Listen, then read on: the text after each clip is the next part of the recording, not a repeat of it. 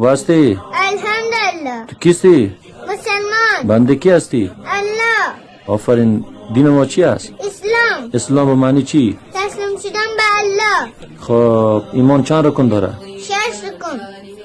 اول ایمان به کیست؟ الله. دوم ایمان به کی؟ ملائکه. سوم؟ به کتاب آسمانی. چهارم؟ به پیغمبران. پنجم؟ به روز آخرت. آفرین. ششم؟ قضا و قدر. آفرین. ایمان به کی داشته باشیم؟ الله. ماشاءالله. به چی کافر باشیم؟ به طاغوت. خب به عربی بگو.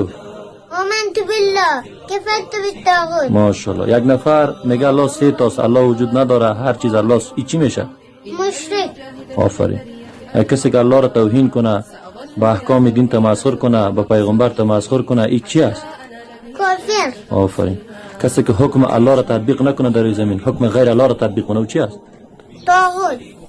چی است؟ طاغوت. آفرین. ماشاءالله. خب لا اله الا الله معنیش یاد داری؟ بله. بگو برام چی است؟ لا اله الا الله محمد رسول الله هیچ معبود لایق عبادت نیست بجز الله. محمد صلی الله علیه و سلم پیغمبر و فرستاده الله باشد. آفرین.